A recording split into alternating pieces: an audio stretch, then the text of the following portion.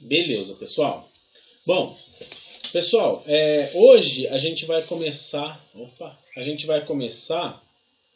Começar não, né? Continuar os nossos estudos lá de mecânica dos fluidos, tá? E hoje eu separei o dia para a gente entender um pouco melhor sobre fluidos, né? Quando eles estão não num regime dinâmico, né? Porque dinâmico a velocidade iria variar. Mas entender um pouco melhor sobre viscosidade, né? Porque se vocês lembrarem na última aula, a gente deu alguns conceitos de mecânica dos fluidos, né? Falou sobre o teorema de Stevin, a lei de Pascal. Falamos sobre fluidos, né? Algumas características dos fluidos. Só que eu só comentei sobre viscosidade dos fluidos, né? E a gente também não aplicou a lei de Stevin nem o teorema de Pascal. A gente fez uns exercíciozinhos lá, mas foi coisa pouca. Peraí, deixa eu só beber uma água que o comprimido parou na garganta aqui. Peraí.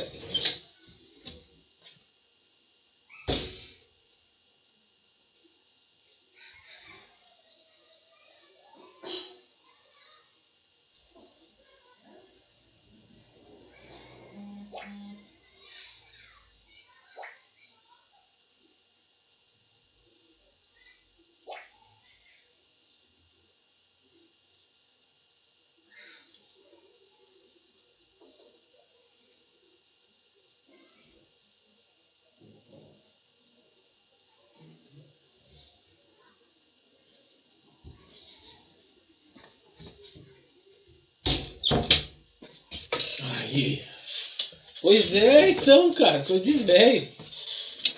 Eu tenho uns remedinhos que eu tomo aqui e pequenininho, não precisa de água não, 2 comprimidinhos, talou na garganta.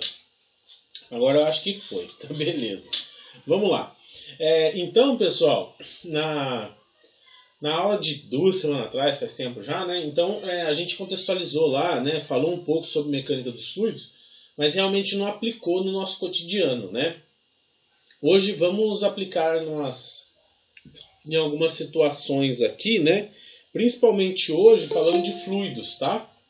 Então, naquele dia lá que a gente falou sobre viscosidade, a gente não aplicou a viscosidade no nosso dia a dia, só falou da teoria, né?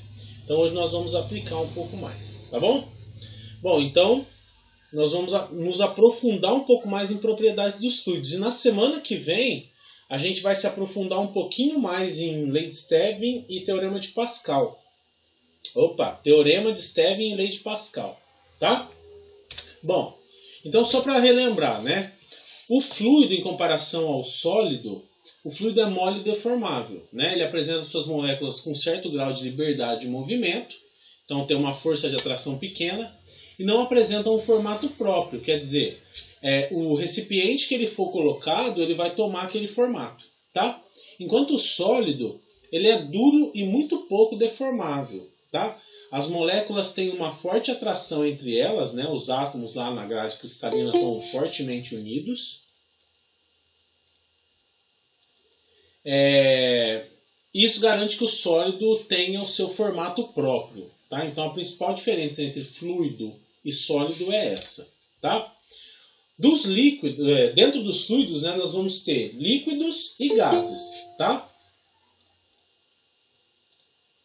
Os líquidos, pessoal, eles acabam assumindo a forma de recipientes que os contêm, né?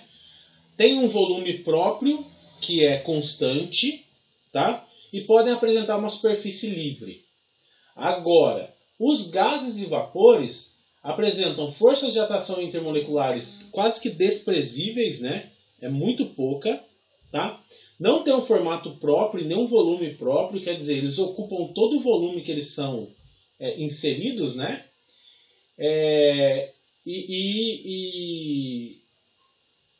Acabam ocupando todo o volume que eles são inseridos. Então, por exemplo, se eu tiver armazenado dentro de um cilindro uma quantidade de gás, sei lá, 40 metros cúbicos de gás, né? Esse gás eu consigo comprimir ele, colocar todos esses 40 metros cúbicos dentro de um cilindro.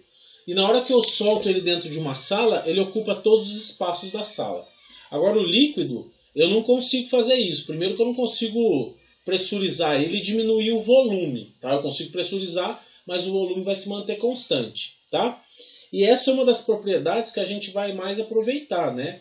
Porque os líquidos eles são o que nós chamamos de fluidos incompressíveis, né?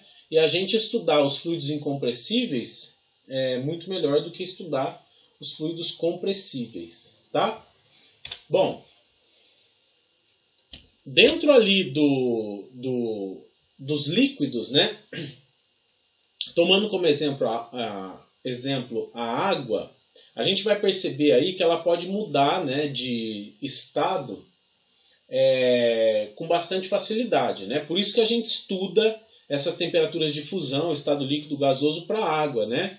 Porque a gente consegue perceber uma variação de estado entre um 0 graus Celsius e 100 graus Celsius, diferente de gases que para estar no estado líquido tem que estar numa pressão muito alta, e em consequência uma baixa temperatura, né? Tudo bem. Bom, então ó, percebam aqui que qualquer substância pode apresentar-se sobre qualquer dos 3 estados físicos fundamentais, tá? Qualquer substância mesmo, tá? A gente pode ter metais gasosos aí, né? Se a gente aquecer muito, vão se transformar em gás, ou se não, quando a gente aquece demais, a gente transforma eles no estado líquido, tudo bem, tá? Dependendo das condições ambientais em que se encontram. Opa! Então vai depender, pessoal, da temperatura e da pressão. Tudo bem? Não só da temperatura, tá? A pressão também influencia bastante. No caso da água, a gente vai perceber que ela tem uma temperatura de fusão aqui a 0 graus, tá? Uma temperatura de ebulição, né, que é a 100 graus. E essa mudança de estado aqui, né, a gente vai aprender mais no semestre que vem, né, sobre calor latente e calor específico, mas calor latente é aqui, né, quando não há mudança de estado, calor específico quando está havendo mudança de estado, né, a gente vai perceber que nesse ponto aqui não vai haver aumento de temperatura, né, a temperatura vai se manter constante, enquanto cada molécula estiver, por exemplo, se tiver um pedacinho de gelo, todo o fluido vai estar a 0 graus, tá? A partir do momento que a última pedrinha de gelo se derreteu, né, aí começa a subir a temperatura de 0 graus até a temperatura de ebulição. Tudo bem? Na temperatura de ebulição, enquanto tiver uma gotinha de água aqui que não se transformou em vapor, a gente não vai ter mudança de temperatura, vai ficar em 0 graus. A partir do momento que o vapor se transformou, a água líquida se transformou toda em vapor, a gente vai ter aumento de temperatura. Mas isso nós vamos ver com mais detalhe no semestre que vem. Tudo bem? Bom, outra principal diferença entre sólidos e fluidos, né, e principalmente fluidos, aqui na verdade, né, seria fluidos compressíveis e não compressíveis, né? Mas vamos falar de sólido e fluido. A principal distinção entre sólido e fluido é pelo comportamento que apresentam em face às forças externas. Certo? Bom, em um fluido compressível, a gente tendo um volume inicial e aplicando uma força, a gente vai perceber que a gente consegue diminuir esse volume em função da força que está sendo aplicada. Tá? Então, se uma força de compressão fosse usada para distinguir um sólido de um fluido, este último seria inicialmente comprimido, e a partir de um certo ponto ele se comportaria exatamente como se fosse um sólido, isto é, seria incompressível. Tá? Só que, pessoal, a gente tem que tomar cuidado com isso, porque, por exemplo, água e óleo são fluidos incompressíveis. Mesmo que a gente aplique uma força sobre uma força, né, ou se não uma pressão, né, que é uma força dividida por uma área. Mesmo que a gente aplique uma força em um volume de água, ele, por ser incompressível, né, um fluido incompressível, ele não vai diminuir o volume. Agora, se a gente tiver gás carbônico aqui, ou se não gás hélio, ou GLP, que é o próprio gás de cozinha, né, a gente vai perceber que quando a gente aplica uma força aqui na área, né, aumenta a pressão, vai haver uma diminuição de volume e aí pode ter até mudança de estado, né? que é o que acontece no gás de cozinha, tá? O gás de cozinha, pessoal, quando ele é pressurizado aqui dentro do botijão, né, ele diminui o volume e diminui tanto que ele passa de um estado gasoso para um estado líquido, tá? Estando no estado líquido, a temperatura lá dentro dele é menor. Então, se vocês perceberem, na hora que coloca a mão no... Pega o botijão de gás cheio, né? Coloca a mão do lado, dá uma balançadinha assim, vocês vão perceber que ele fica geladinho, né? Mas a gente vai também ver isso no próximo semestre, que é termodinâmica, tá bom? Bom, e aí, né, a gente lembra lá da última aula que fluidos, eles não resistem a esforços tangenciais por menores que eles sejam, tá? O que implica que se deformam continuamente. Enquanto os sólidos sempre vão resistir a forças cisalhantes. Forças cisalhantes, pessoal, pensa num papel sendo rasgado, tá? Você tentar rasgar um papel é uma força cisalhante, ok? Se você tentar cisalhar um líquido, ele não vai resistir a essa força de cisalhamento. Você vai conseguir enfiar a mão no líquido, tá? Enquanto que o sólido, se você tentar rasgar uma barra de metal, você não vai conseguir, né? Não tem nem jeito. Tudo bem? Então, outra principal característica é essa dos fluidos, né, de não resistirem a forças cisalhantes. Ok, pessoal? Bom, e outra característica aqui, né, de forças cisalhantes, quando eu falo força cisalhante, né, é essa daqui na horizontal, né? Imaginem duas placas com um fluido no meio, que pode ser um óleo, e quando eu tento escorregar uma placa, o fluido não resiste, né? Pessoal, até aqui tá tudo bem? É mais uma revisão do que a gente viu na última aula lá, só que lá eu falei muito rápido, né? Muito por cima. Tudo certo? Beleza.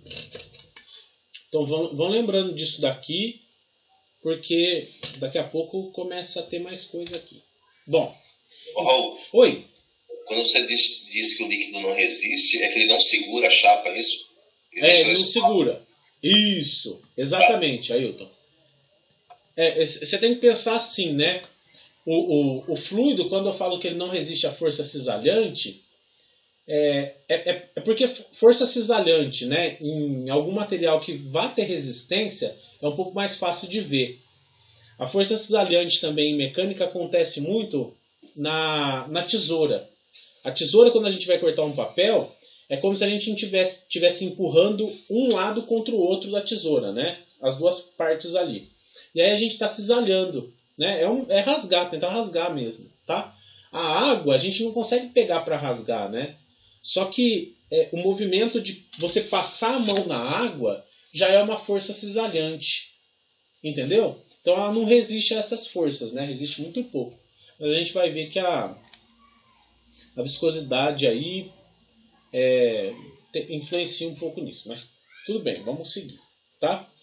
Então, sólidos resistem à força de cisalhamento até o seu limite elástico ser alcançado, tá?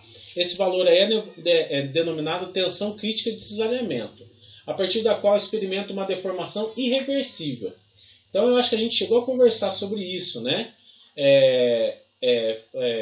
Limite elástico é quando eu consigo deformar o material e a partir do momento que eu solto ele, né, deixo de aplicar essa força, ele volta ao normal, tá?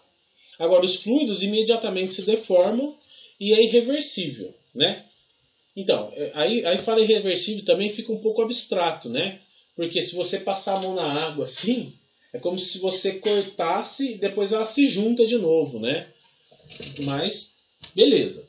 Então, o fluido pode ser definido como uma substância que muda continuamente de forma enquanto existir uma tensão de cisalhamento, ainda que seja pequena.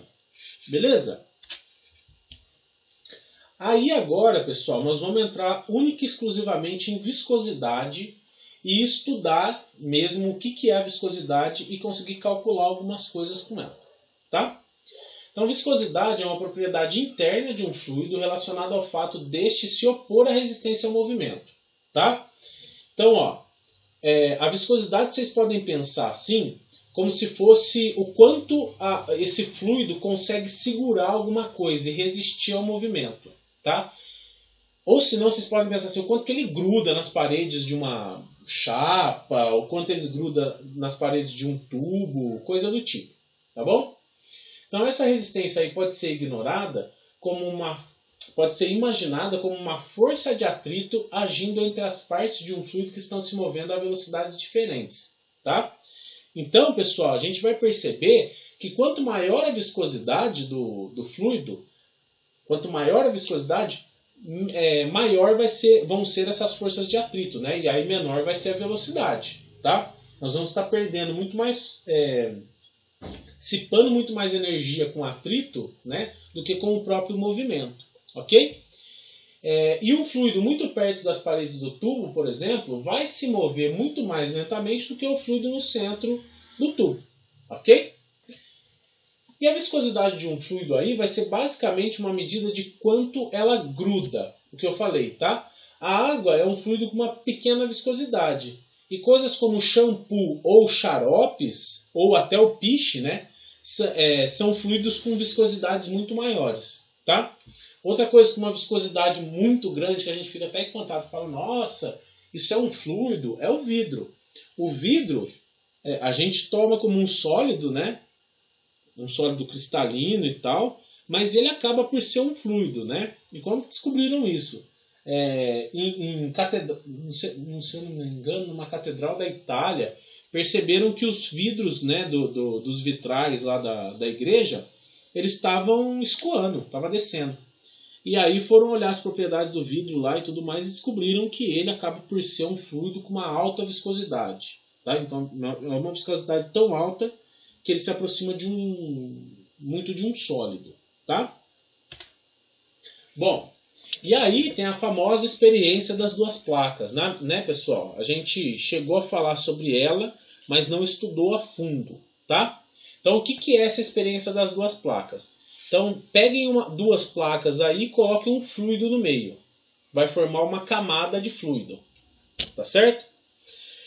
Aqui, ó, bem no pontinho de baixo, onde as primeiras moléculas do fluido se encostam aqui e atritam, né, com as moléculas da placa aqui, né, que a gente está movimentando, nós vamos ter uma alta taxa de atrito, né, um alto atrito, ok? Por isso, nós vamos ter uma velocidade muito pequena aqui e às vezes até uma velocidade zero, tá? Porque o atrito vai ser muito alto. Conforme nós vamos subindo aqui no fluido, nós vamos perceber que nós vamos ter um aumento da velocidade. E aqui, ó, a velocidade do fluido vai ser máxima, ou igual à velocidade com que eu estou escorregando essa placa de cima aqui. Tudo bem, pessoal? Só que assim, né, se a gente escorregar uma placa, a gente vai acabar por ter um movimento acelerado.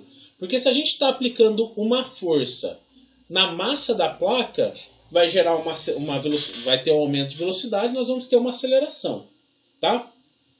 Beleza? Por isso que a velocidade vai aumentando aqui ao longo do fluido, né? E também nesse sentido também vai. Aliás, ao longo do fluido aqui vai ser por conta das forças de atrito que vão diminuindo, né? E aqui em cima por conta da força aplicada. Tudo bem, pessoal? Esse conceito aqui? Acho que sim, né? A velocidade na parte de cima é maior? Isso, Eduardo. A velocidade na parte de cima acaba por ser maior. Por quê? Ó, na parte de cima aqui, nós vamos ter interação de molécula de fluido com molécula de fluido. Quer dizer, uma vai escorregar em cima da outra, tá? Enquanto aqui embaixo, nós vamos ter forças de atrito deixando essas moléculas aqui com velocidade zero, certo? Por isso que essa velocidade vai aumentando, tá? Conforme vai chegando mais próximo aqui da placa que está se movimentando. É claro, né, que vai ter como se fosse... Não sei se eu posso falar esse termo, né? Mas é como se eu estivesse espalhando a energia cinética aqui, né? Porque aqui vai ter uma energia cinética, tem uma massa da placa vezes uma velocidade, que se eu tomar como uma velocidade constante, eu vou ter uma energia cinética, certo? E essa energia cinética vai sendo transmitida ao longo das moléculas aqui, né? Até chegar no nível zero aqui, que é quando o atrito não deixa essa energia cinética ser transmitida, tá? Mas vamos tomar em consideração, levar em consideração aí que a energia cinética aqui vai caindo, né? Mas na verdade é o atrito aqui embaixo, o atrito tende a deixar a velocidade a zero, né? E vai aumentando conforme vai aumentando a espessura do fluido aqui. Tudo bem? Ô, professor, mas só tirando uma última dúvida, a placa de cima ela faz atrito no fluido, né? Isso. Eu acho que então, é isso que está me pegando. A placa de cima vai fazer atrito no fluido, tá? Então, essa velocidade aqui, ó, você concorda comigo, ó, que se tem um atrito máximo do mesmo jeito que tem atrito máximo aqui embaixo, essas moléculas aqui, ó, as primeiras moléculas vão tender a ficar grudadas lá na placa de cima. Só que essa placa está se movimentando, essa não. Então, se eu tenho uma velocidade aqui, ó, que está aumentando, né, um movimento acelerado, eu vou ter uma transmissão dessa velocidade ao longo do fluido aqui. Como essa placa está parada e esse atrito aqui de baixo é máximo, né, e não tem movimento da placa de baixo, nós vamos perceber que essa energia cinética aqui vai se dissipando ao longo desse fluido aqui. Tá? Por isso que acaba formando, parece uma função exponencial aqui, né, de baixo para cima, onde a velocidade aqui embaixo é zero e aqui é velocidade, entre aspas, a velocidade máxima, né, que é a velocidade da placa. Tá? Mas, de fato, aqui em cima, ó, vai ter atrito também dessa primeira molécula de fluido com a molécula da placa aqui. Ficou claro? Isso, exatamente, Cristiano. A velocidade aqui embaixo só é zero porque a placa está parada. A placa de cima se movimenta. Ó, olha aqui, ó. Tá tendo um movimento aqui, ó. Certo? E se eu estou aplicando uma força, então é um movimento acelerado. Força igual a massa vezes aceleração, segundo a lei de Newton lá. Tá bom? A gente vai ver mais a fundo isso, tá? Então, olha só, ó. Então, Newton observou, pessoal, que após um intervalo de tempo elementar, que é um dt, tá? Eu gosto de colocar já alguns conceitinhos de derivada para vocês já irem pegando o jeito, tá? Então, ele observou que após um pequeno intervalo de tempo, quando ele fala intervalo de tempo elementar, que é um ínfimo intervalo de tempo, a velocidade da placa superior pode ser adotada como sendo constante, tá? Então, ó, eu estou empurrando isso daqui. Vocês lembram que a gente estudou lá, né, em movimento linear, momento linear, né, que era quando a gente aproximava uma força aí de zero, né? Só que quando a velocidade sendo constante, né, na verdade, a gente aproximava a velocidade a ser constante, né? Então era num instante ínfimo de tempo, e aí a gente conseguia perceber, né, que o momento linear nada mais era do que uma variação da velocidade no tempo, né? E esse momento linear ia acabar variando no tempo também, e a gente acabava tendo uma força, tá? Então o conceito é o mesmo, certo? Ele pegou o movimento dessa placa aqui, ó, e tomou num ínfimo espaço de tempo, tá? Isso daí ia implicar, pessoal, então a velocidade acaba por ser constante, né? Porque a gente não tem aceleração, a velocidade é constante. Então isso daí ia implicar que a resultante das forças na placa, né, é igual a zero. Por quê? Se eu tenho uma velocidade constante aqui, é como se a velocidade que eu tenho para cá, eu tenho de resistência do meu fluido aqui por conta de atrito. Tá? Portanto, isso daqui significa que o fluido em contato com a placa superior origina uma força de mesma direção, mesma intensidade, mas sentido contrário à força responsável pelo movimento. Essa força aqui é a denominada força de resistência viscosa. Então, ó, isso daqui que o Eduardo ficou em dúvida, falou assim, mas pera lá, vai ter atrito aqui em cima? Vai. tá? E esse atrito aqui, quando a gente tende a falar que essa velocidade aqui, ó, bem em cima, é constante, esse atrito aqui vai ser a minha medida de força de resistência viscosa, que é a minha viscosidade, tá? É um jeito de medir viscosidade. Conseguiram pegar a ideia aí?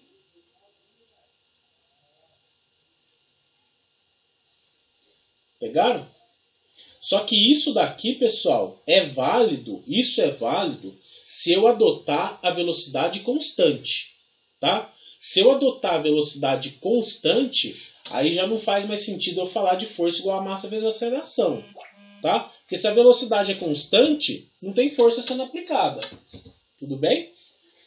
Tranquilo? A única força que vai estar sendo aplicada aqui entre aspas, né, para ter uma somatória das forças igual a zero, é essa força de atrito aqui, né, num instante ínfimo, tá? Num pequeno intervalo de tempo.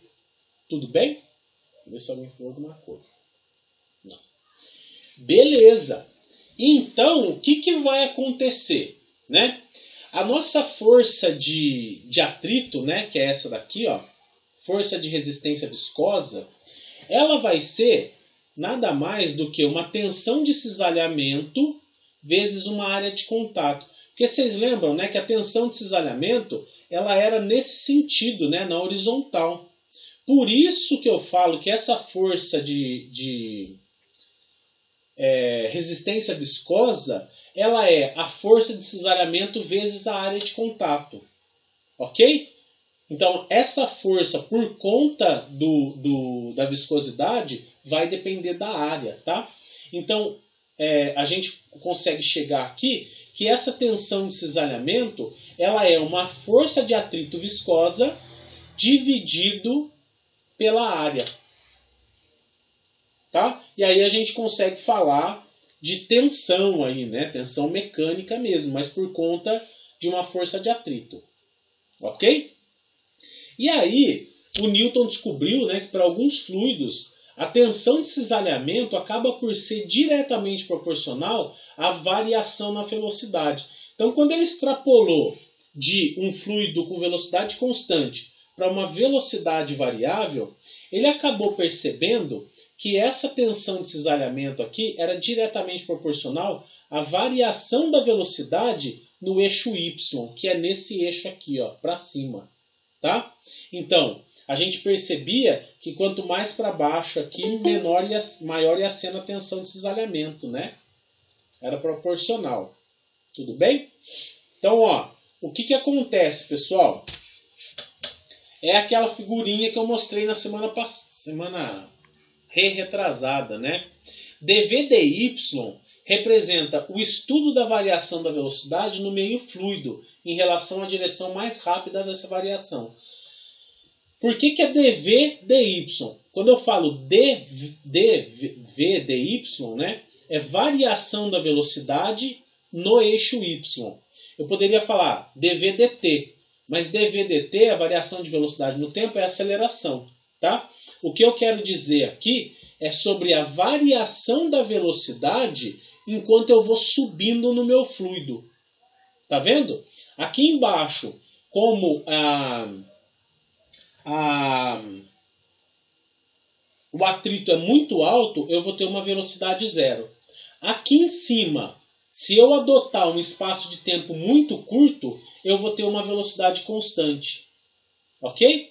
E por conta de alguma coisa que Newton vai descobrir no próximo slide, né, essa velocidade aqui vai aumentando conforme eu vou subindo na minha espessura de fluido. Tá? Então, percebam que a velocidade do fluido vai aumentando conforme vai subindo na espessura. Ok? Se a gente fizer essa derivada, a gente vai perceber que nós vamos cair numa função de 1 sobre x, né? Beleza? E aí uma função de 1 sobre x ela vai para cima ou vai para baixo, dependendo do sinal. Tudo bem? Então, olha só, pessoal. Olha só que interessante. Então, ó, o Newton percebeu, saindo desse slide aqui, ó, tá? Que essa tensão de cisalhamento no fluido, ela era proporcional à variação da velocidade em função da espessura do fluido aqui. Tudo bem? Então o que ele fez? Ele igualou. Se eu tenho uma variação da força dividido pela variação da área, né? Então variação da força porque eu tenho uma aceleração, né? Levando em consideração que eu tenho uma aceleração ali e não uma velocidade constante.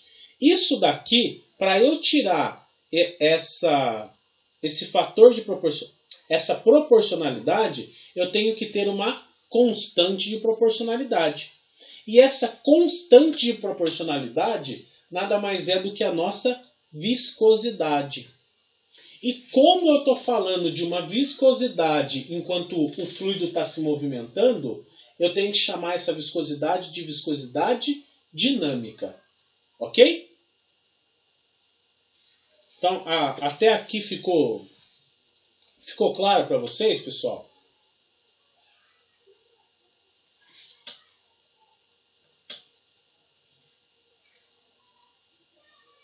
Ficou claro?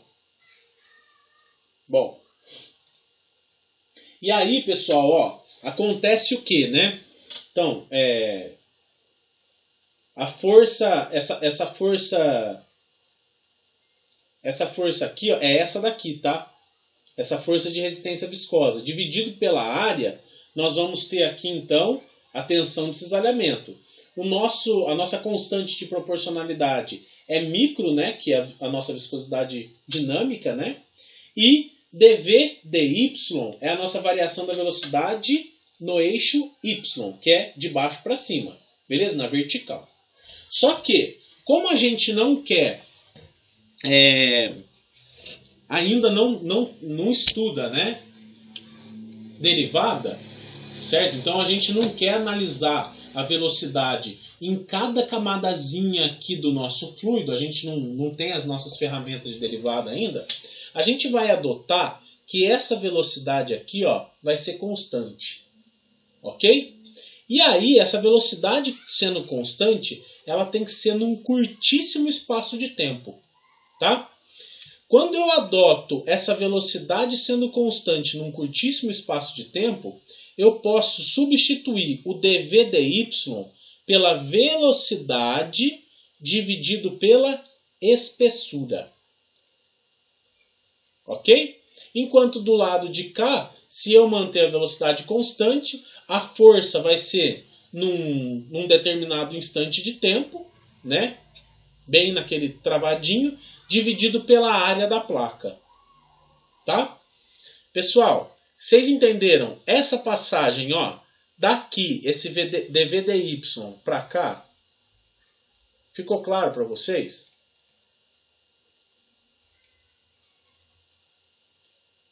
Por que o dV dy virou velocidade dividido por espessura? Posso repetir. Olha só. Aqui, percebam que... Eu vou olhar só para esse lado aqui, tá bom? Que esse lado é o mais importante para a gente. Percebam que a viscosidade dinâmica do nosso fluido está multiplicando uma derivada, né, de variação da velocidade em função da variação da espessura aqui. É quanto vai subindo no eixo Y. Então percebam, né? A velocidade aqui, ela era 0. E aí ela foi aumentando, tá vendo? Conforme eu fui subindo no meu fluido. Por isso que fica dV dy. Então, variação da velocidade sobre a variação da espessura aqui. Eu poderia colocar aqui até um ΔV sobre ΔY, tá? Tudo bem. Só que eu travo como sendo uma velocidade constante. Eu falo assim, a gente pode adotar essa velocidade aqui como sendo velocidade constante, tá? E quando eu falo que a velocidade é constante, eu estou olhando só aqui em cima, porque só aqui em cima que a velocidade é constante. Quando eu olho só aqui para cima, esse dy aqui não vai variar. Eu vou ter que olhar para ele aqui em cima. Por isso que ele vira espessura. Tudo bem?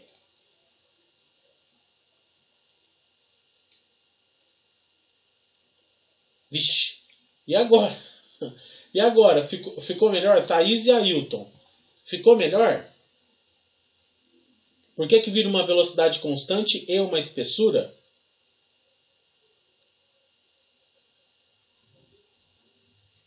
E você, Thaís?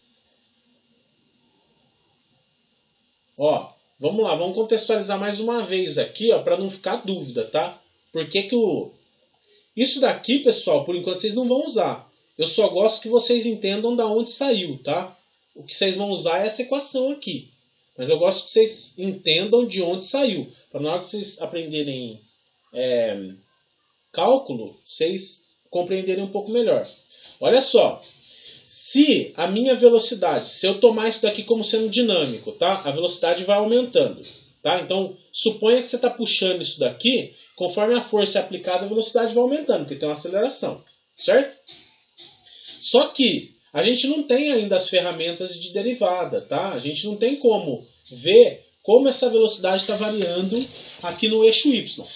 Então a gente adota, tá? Uma análise num espaço de tempo bem pequenininho. Num espaço de tempo bem pequenininho, a gente vai perceber que a velocidade aqui em cima, ó, é constante. Ok? Se a velocidade aqui em cima é constante, ela só é constante aqui em cima, porque aqui embaixo eu tenho atrito. A velocidade aqui vai ser zero. E a velocidade constante aqui em cima, eu tenho que considerar o tanto que eu andei aqui na espessura de fluido. Por isso que o dV vira uma velocidade constante e o dy acaba sendo toda a espessura de fluido. Entendeu? Ficou melhorzinho agora?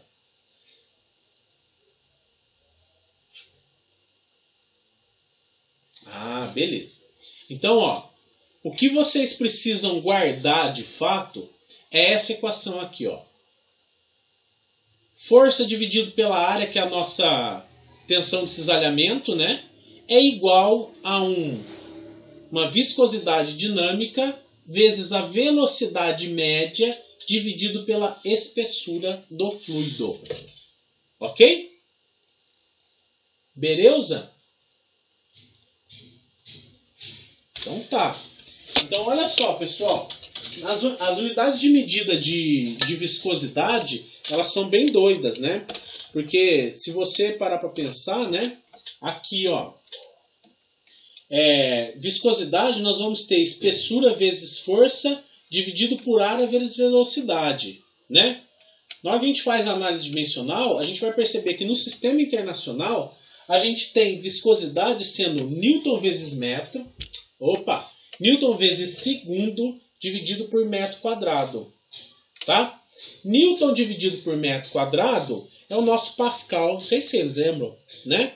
E aí viscosidade dinâmica vai ser Pascal vezes segundo. No sistema MKS, né, nós vamos ter, que é o sistema métrico, nós vamos ter a viscosidade sendo quilograma-força vezes segundo dividido por metro quadrado. E no sistema CGS, nós temos Dina, que é o Newton dividido por 10, tá? Dividido por centímetro quadrado vezes segundo. Que é igual a poise aqui. Poise. Beleza? Pois não, é o poise. Tá bom? Pessoal, vamos fazer um exercício para grudar esse conteúdo aí na mente?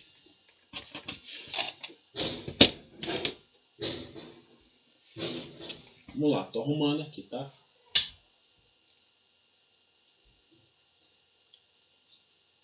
Isso! Só que assim, Cristiano, a gente não está levando em consideração aqui, e isso é uma coisa mais avançada, mas a gente não está levando em consideração aqui o aumento da temperatura, você percebeu? Ó, a gente não está levando em consideração a temperatura. Quando a gente leva em consideração a temperatura, aí vai mudar, tá? Mas a gente não vai fazer isso. Certo? Deixa eu arrumar minha câmera aqui.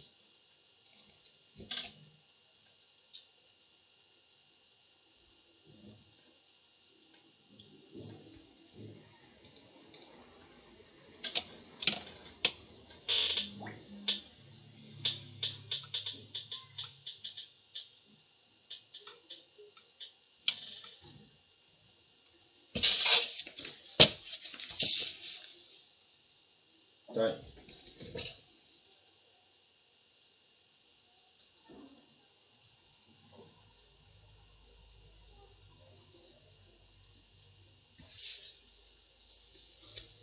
Tá aí. Estão vendo minha câmera, né? Beleza. Então tá, nós vamos adotar aí a viscosidade como sendo constante, tá? Não estamos levando em consideração a temperatura. Então olha só, ó, olha esse exercício aqui, ó. Ah, tem algumas observações. Nos líquidos, a viscosidade é diretamente proporcional à força de atração entre as moléculas, tá? Então a viscosidade diminui com o aumento da temperatura nos líquidos, tá? E nos gases, a viscosidade é diretamente proporcional à energia cinética das moléculas. Então, a viscosidade vai aumentar conforme aumenta a temperatura. Tá? Líquidos, aumentou a temperatura, diminui a viscosidade. E nos gases, aumentou a temperatura, aumenta a viscosidade.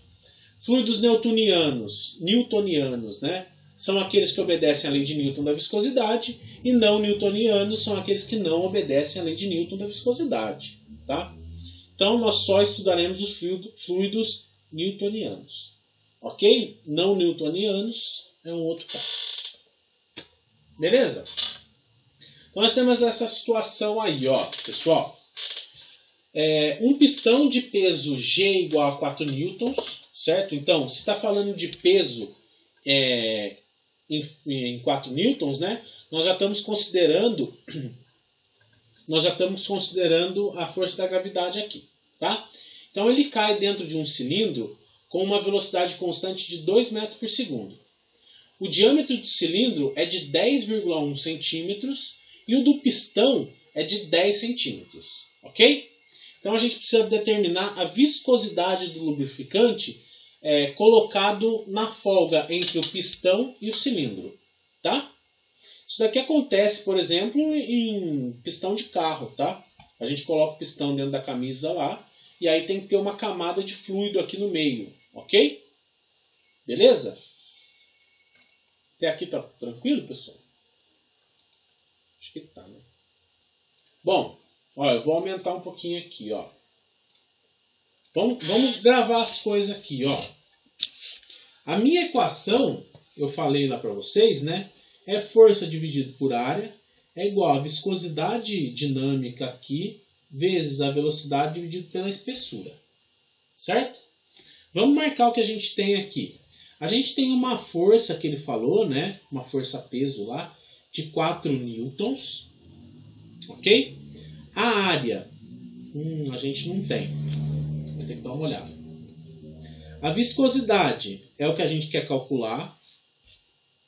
Certo? A velocidade é de 2 metros por segundo e a espessura também a gente não tem.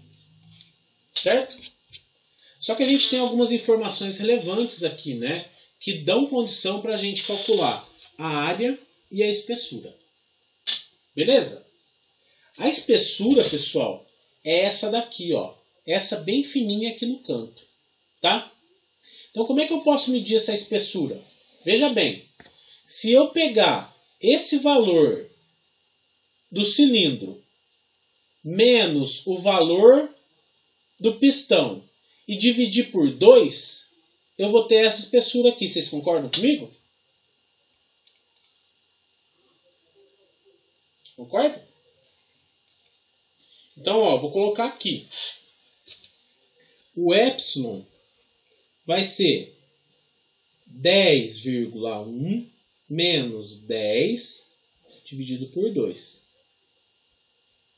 10,1 menos 10 vai dar 0,1. Dividido por 2, 0,05.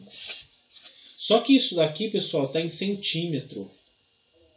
Ok? Eu preciso passar isso daqui para metro. Para passar para metro, é só andar 2 casas para a esquerda. Então eu vou ter 0,0005 metros. Então a minha espessura é de 0,0005 metros.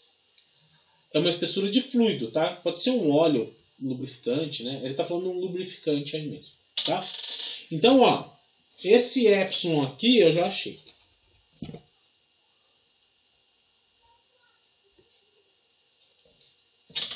Beleza?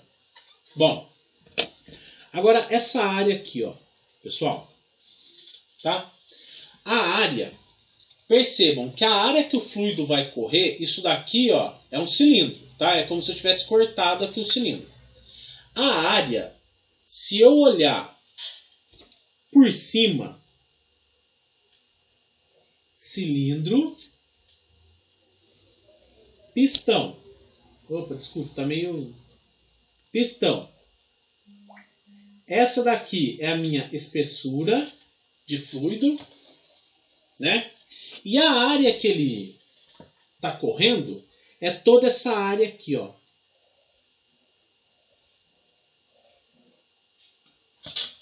Do cilindro. Beleza? Então, olha só. Para eu calcular essa área aqui, o que eu vou precisar fazer? Eu vou precisar saber a largura, né, ou o perímetro desse cilindro, vezes a altura que tem lubrificante. E ele deu aqui, ó, uma altura de 5 centímetros. E como é que eu faço para saber o perímetro do cilindro?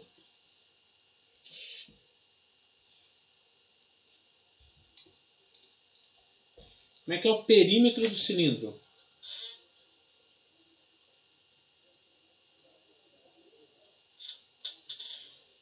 Isso, é como o comprimento da circunferência. Como que é? Lembram do 2π? Seria diâmetro vezes π? Hã? É o diâmetro vezes π? É 2πr, né? Isso. Lembra lá? 2πr. Né? Se a gente usasse o diâmetro, seria 2r, né? A gente ia ter que mudar a equação aqui. Mas vamos usar o r. Tá bom? 2π vezes r. Isso daí mesmo. Tá? Então, olha só, pessoal. Se nós temos um diâmetro aqui de 10,1, o raio vai dar 5,05. Só que isso é em centímetros. A gente tem que passar para metros. 5,05 centímetros passando para metro, eu vou ter um raio aqui, ó, de 0,0505. Que era 5,05, andei 2 casas para a esquerda. Certo? Só que eu quero a área. Eu tenho que multiplicar isso daqui pelo L. E L está em 5 centímetros também. Nós vamos transformar para metro também, tá? Que vai dar 0,05. Beleza? Então, ó, fazendo essa continha, 2π vezes 0,0505 vezes 0,05. Essa área, né? Eu vou fazer aqui na calculadora, tá? Essa área vai ser 2 vezes π vezes 0,0505 vezes 0,05. 0,015865. 586. Vou parar aqui. 5 casas só. Cuidado. Beleza? Então, olha só. Eu tenho a área também. 0,01586 metros quadrados. Beleza? Porque eu coloquei tudo em metro. Pô, agora dá para calcular a minha viscosidade dinâmica, né? Agora dá. Bom, a equação é força dividido por área igual a viscosidade, velocidade dividido por epsilon. Certo? Como eu quero descobrir esse cara, eu vou isolar ele. O epsilon que está aqui dividindo vai para lá multiplicando e a velocidade que está aqui multiplicando vai para lá dividindo. Eu vou ter essa viscosidade é igual a força vezes a velocidade vezes o epsilon dividido pela área vezes a velocidade. Ok? O epsilon, a viscosidade, então, a força 4 newtons vezes essa espessura aqui, que é 0,0005, dividido por 0,01586 vezes 2. Vou fazer essa conta aqui, ó.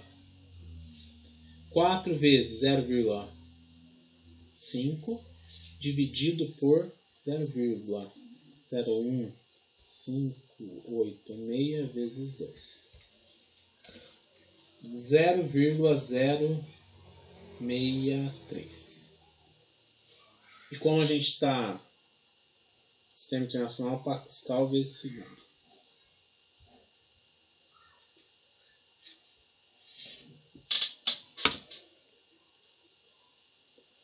Beleza, pessoal?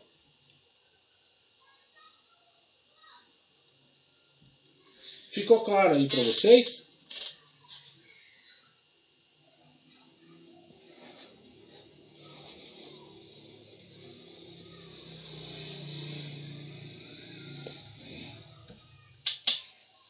Ficou claro? Alguém ficou com alguma dúvida? Podem copiar aí, se precisar copiar.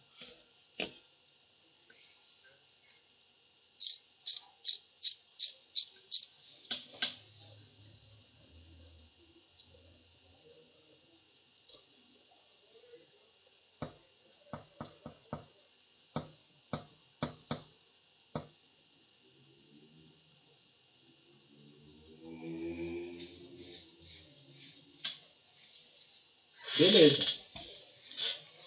Professor, poderia dar um zoom na imagem? Vamos dar uma aumentada aqui. Nessa daqui mesmo, né? Isso, do cálculo. Melhorou? Sim, muito obrigada. Nada. Vai ficar assim, Cristiano. Mas tá com alguma dúvida aí? Ficou com alguma dúvida aí? Ah, tá.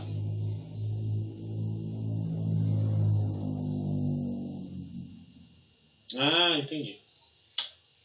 Depois eu vou colocar exercícios para vocês lá treinarem, parecidos com esse, tá? Mas eu vou mudar os valores.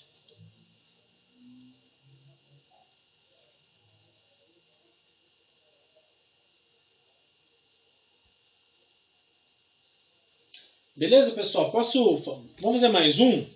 Mais um exemplo? Mais um exemplinho?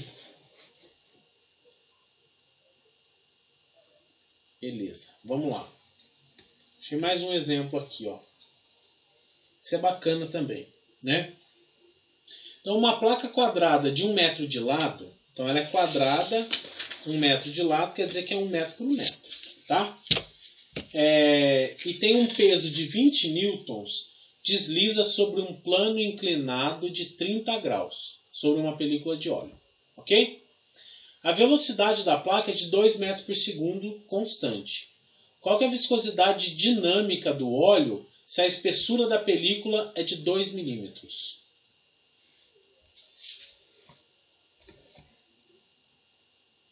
Vamos lá. Olha só.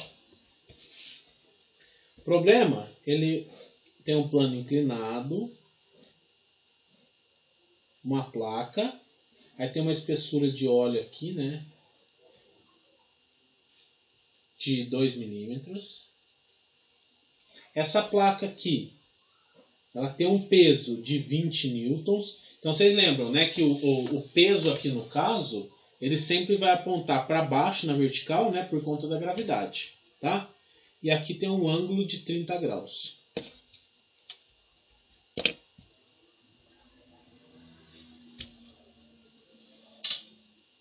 Beleza? Aí ele dá algumas informações aqui, né? Que a placa é quadrada de 1 metro de lado, né? E a velocidade é de 2 metros por segundo. Então vamos gravar isso daqui, né? Se a nossa equação de interesse é força dividido por área igual a viscosidade vezes velocidade dividido por epsilon, né? Eu vou ter que ter essa força aqui, a gente não tem ainda. Eu vou explicar por quê. A área, se é 1 metro de lado, então é 1 por 1 e ela é quadrada, né? Então é 1 metro quadrado. A velocidade é de 2 metros por segundo. É 2 mesmo? É. E o epsilon aqui é de 2 milímetros. Mas eu não quero milímetro, né? Eu quero metro. Então, para converter aqui, 0,002. Ok? Então, para eu calcular a minha viscosidade, eu vou ter que entender aqui, né, e calcular a minha força também. Ok, pessoal? Só que é o seguinte, né? Nós estamos sobre um plano inclinado em relação à horizontal aqui, né? Plano inclinado, tá? Vocês lembram que no plano inclinado, quando a gente tem uma força peso aqui puxando ele para baixo, o que vai contribuir para que a placa desça é essa componente aqui, ó. Porque essa componente aqui, ela é uma força normal. Ok? É uma força normal, porque ela é perpendicular ao plano. Tudo bem? E se a gente perceber, ó, esse ângulo aqui sempre vai ser igual a esse daqui, né? Eu só virei ele aqui. Ok? Então, para eu calcular essa força aqui, que é o que efetivamente está fazendo a minha placa descer, como ela é o cateto oposto ao ângulo de interesse, eu vou ter que essa força X aqui é igual à minha força peso, eu vou chamar ela de peso, tá? Vezes um seno de 30. Ok? A minha força X, então, é o peso de 20 vezes, eu vou calcular aqui, ó, seno de 30, 0,5. É 20 mesmo? É. 20 vezes 0,5, eu tenho que a minha força X aqui é igual a 10 newton. Então a força que está efetivamente fazendo minha placa descer no plano inclinado é de 10 newtons. Tranquilo? Agora a gente tem tudo para calcular a nossa viscosidade dinâmica. Vamos calcular? Olha só. Se eu rearranjar aqui a equação, né, jogar o epsilon para cima e a velocidade aqui para baixo, eu vou ter que viscosidade dinâmica é força vezes o epsilon dividido pela área vezes a velocidade. Isso daqui então vai ficar 10 vezes 0,002 dividido por 1 vezes 2. Vamos calcular? 10 vezes 0,002 dividido por 2.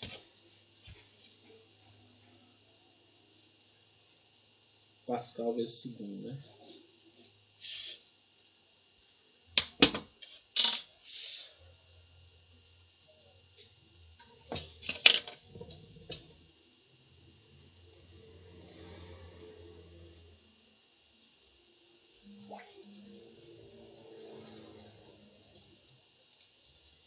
Deixar aqui um pouquinho aberto para vocês copiarem.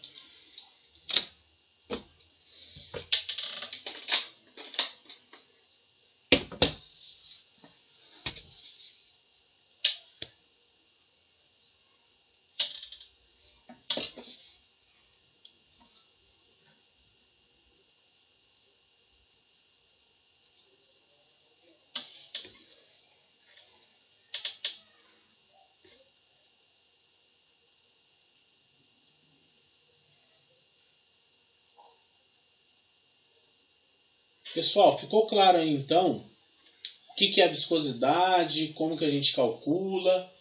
Claro, né, a gente está calculando adotando velocidades constantes, tá bom? Então ficou claro aí como que é? Deu para entender um pouco melhor sobre essa propriedade do fluido?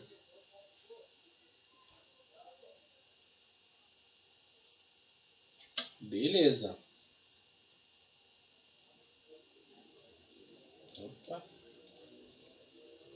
Beleza, pessoal. Bom, então amanhã de manhã eu já faço uma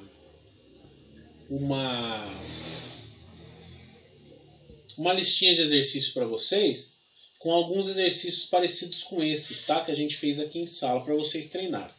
Na próxima aula, nós vamos ver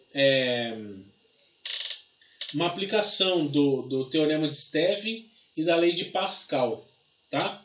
E aí a gente vai aplicar aquelas teorias em medição de pressão. Medição de pressão com medidores de coluna de água, tá? Beleza? E aí nós vamos ter mais exercícios para vocês fazerem.